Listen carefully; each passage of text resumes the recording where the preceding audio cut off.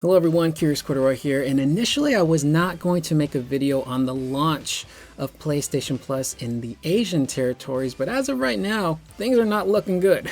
It is being mired in so much controversy right now. There are people reporting that those who managed to stack their PS Now and PS Plus subscriptions early on with that loophole are now being penalized by Sony and are being charged a higher prorated rate if they want to upgrade. So Sony, they jumped on that loophole really quick a few months ago and closed it, but now it seems like they're charging people extra to upgrade. They're trying to penalize people, which isn't cool, man. Like, why you gotta do that? Just like, let it slide. You're Sony, you're gonna make a ton of money regardless. Stop punishing people for that, that's stupid. The second controversy being, it seems like a majority of the PlayStation 1 classics on the service, at least in Asia as of right now, are all PAL versions running at 50 Hertz instead of 60 Hertz North American versions. And a lot of people are speculating that maybe the PAL versions are being used because those versions usually had the most language options available. So it's easy to just take a PAL version, plop it up on the store, and now you've got dozens of languages to choose from depending on the territory that people are playing in. The 50 Hertz thing, as far as I know, a lot of games on PlayStation 1 did run at 50 Hertz initially. However, that's going to create a lot of frame pacing issues. People who are sensitive to frame rate drops and increases, it could potentially bother some people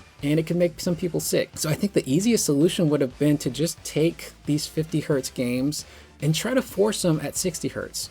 I know it's possible. I know Nintendo has something very similar on their streaming platform, well, Game Pass-like platform, which I've not used, so I can't fully comment on that. That's something I would have to talk with Impulse and Jeremy about, because they are way more familiar with the Switch because they actually have Switches and I don't. It would have been really nice to see that North American version of these games up on the PlayStation Store running at 60 Hertz, the way people really wanted it to be. And the third controversy is, as of right now, Sony had promised 700 games, upwards of 700 games at launch on this PlayStation Plus service, but as of right now, according to Eurogamer, in Asia, the Hong Kong region in particular, there's only 269 games currently available, not including PlayStation 3 streaming, because that's not an option there right now. So promising upwards of 700 games at launch and only doing 269, I'm gonna be honest, that's fucked up, man.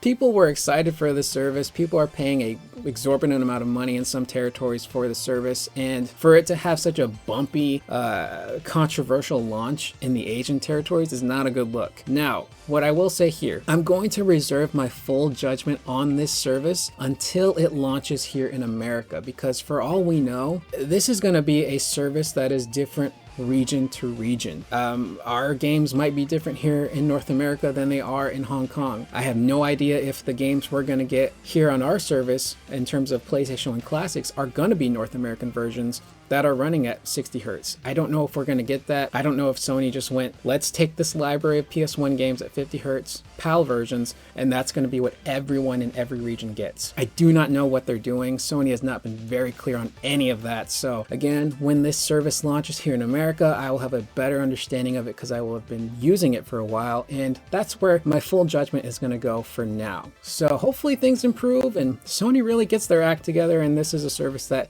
can blossom into something really awesome. And in this last little story, this is actually kind of a funny story. I guess we're going to be dunking on Sony and Microsoft today, but Kotaku recently wrote an article in regards to Xbox Game Pass burnout. And the funny thing is, I feel like Kotaku used to be a really well-respected, liked gaming journalism website. And over time, they slowly became just a huge joke. They essentially became a very large meme over the course of the last few years. As far as this article goes, they tweeted it out, and Xbox Game Pass, the official verified account, responded to them saying, "Tell me you limit yourself to only AAA games without telling me you limit yourself to only AAA games," which is a pretty big meme that goes around the internet. And I get what they're saying here. They're saying there's more to Game Pass than just AAA titles. There's tons of third-party titles, there's tons of indie titles, but I kind of feel like they're missing the point with this response, and it really carries the energy of, don't you guys have cell phones? Do you guys not have phones? Yeah, you guys all have phones, right?